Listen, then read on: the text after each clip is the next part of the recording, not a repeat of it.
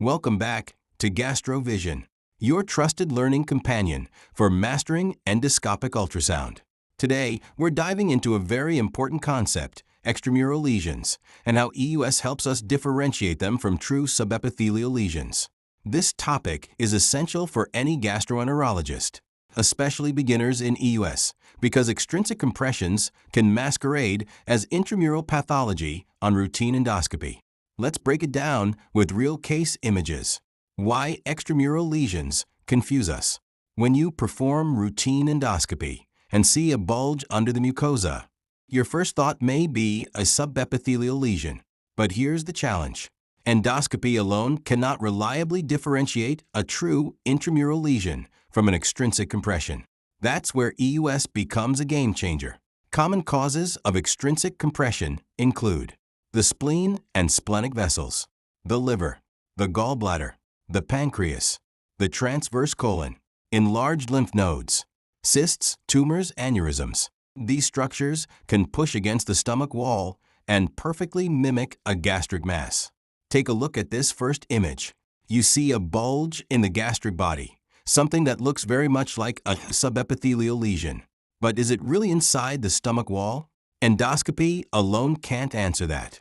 Now look at the EUS image corresponding to the same area. Here, EUS shows intact gastric wall layers, no disruption of the 5-layered architecture, a clear indentation from outside the stomach wall.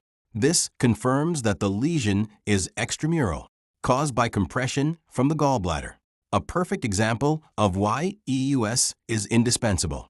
Now look at this image. This bulge is again in the gastric body, but in this case, it seems like a true subepithelial lesion. The mucosa is stretched smoothly over the underlying mass. But how do we confirm?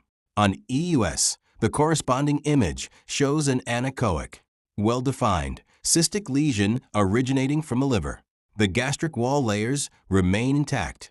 This tells us the bulge seen on endoscopy was not a gastric lesion, but an extramural compression from a hepatic cyst.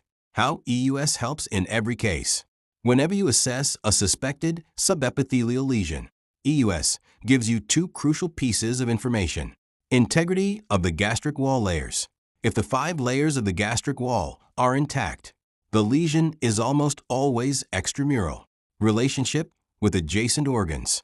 Knowing the anatomical relationships helps narrow the differential diagnosis.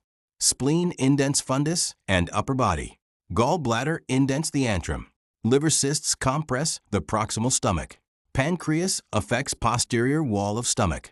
This systematic approach transforms your diagnostic accuracy. Extramural lesions can confuse even experienced endoscopists. But with EUS, the picture becomes clear, layer by layer, structure by structure. If you're learning EUS, mastering this differentiation is one of the most important skills you'll develop. If you found this explanation helpful, don't forget to like, share, and subscribe to GastroVision for more high-quality EUS learning content. Drop your questions in the comments.